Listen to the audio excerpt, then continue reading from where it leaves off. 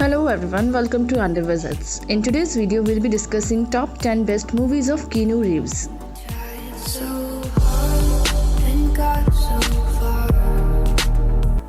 Keanu Reeves has gone from strength to strength for the past 3 decades. He has a way of turning characters that might be a tough sell to mainstream audiences into timeless icons of the silver screen. Beginning with the time-traveling pothead that is Ted Theodore Logan, continuing his legacy building as Jack Traven, Reeves gave us a lead protagonist in a Die Hard-esque movie that wasn't John McClane clone. So here are 10 best movies of Keanu Reeves. Always Be My Maybe. Netflix Always Be My Maybe is one of the most inventive and genuinely heartfelt romantic comedies in recent memory. Ali Wong and Randall Park are impeccably well-matched leading pair, and their love story in the movie is actually interesting, which isn't often seen in this genre. In one scene, Park's character has to sit through a dinner with Wong's character's new boyfriend after realizing he's in love with her, and her new boyfriend turns out to be Keanu Reeves playing himself. Dangerous Liaisons. To the passive moviegoer and to the avid moviegoer who simply refuses to admit it, period movies are generally quite boring. The makers of these movies often feel the need to bring a quiet elegance to match the fancy pants, costumes, and set designs, which leads to incomprehensible old-timey dialogue and long, pretentious scenes where every little actually happens. Dangerous Liaisons, an 80s taken on a period drama with lead characters who use sex as a manipulative weapon, in the antidote to all those boring historical movies that lose your interest in the opening scene. John Wick. What began as a gritty little B movie has blown up into one of Hollywood's foremost franchises. John Wick is a visceral action thriller with intense fight choreography and engaging direction, the likes of which has only been rivaled by its subsequent sequels. The unforgettable film that starred in All begins with the death of John's wife. All he has left in the world is a puppy that his dying wife gave him for company. And then some punk crime lord's son breaks into his house with a couple of goons and kills the dog. Naturally, we spend the rest of the movie following John on a vengeful rampage through the criminal underworld. John Wick Chapter 2. The second John Wick movie ties up the loose ends of the first one as the titular hitman tracks down his stolen car and doles out his particular brand of street justice on the culprits.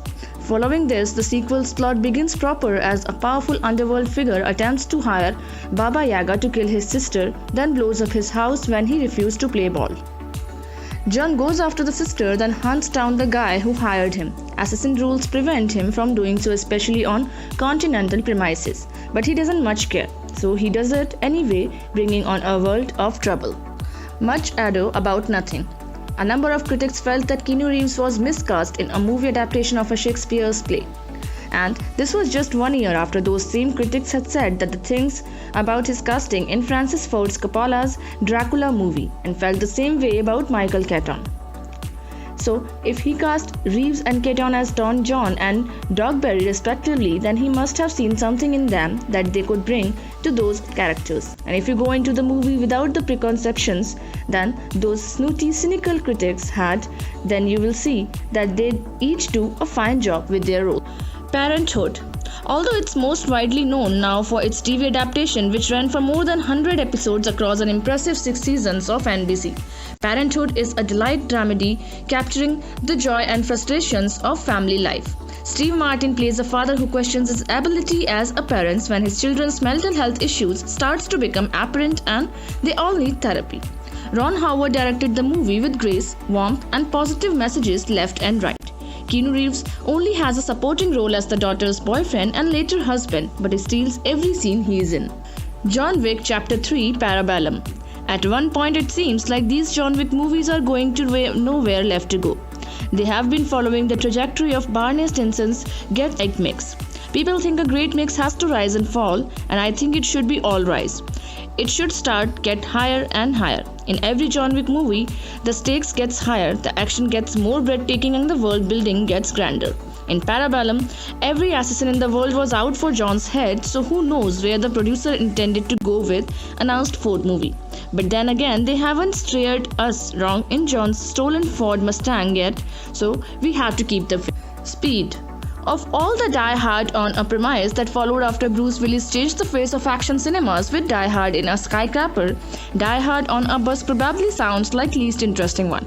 but in the capable hands of director Jan de Bont, script director Joss Whedon, and above all, star Keanu Reeves, Speed became the first die-hard copycat to stand on its own as an action classic. Reeves plays Jack Traven alongside Sandra Bullock's frustrated bus driver on a bus that's been rigged with bomb that will explode if the vehicle's speed drops below 50 mph. The Matrix. This is the film that made every late 90s moviegoer question the nature of their own reality. The Matrix is a unique movie, yet it has universal appeal. Combining lofty ideas, experiencing reality as a computer program from goo-filled vats controlled with well-crafted action sequence, the Wachowski made a sci-fi action movie that succeeds as an all-time classic entry in both of its genre. Toy Story 4. Pixar reportedly gave Keanu Reeves the freedom to create his own character to appear in Toy Story 4.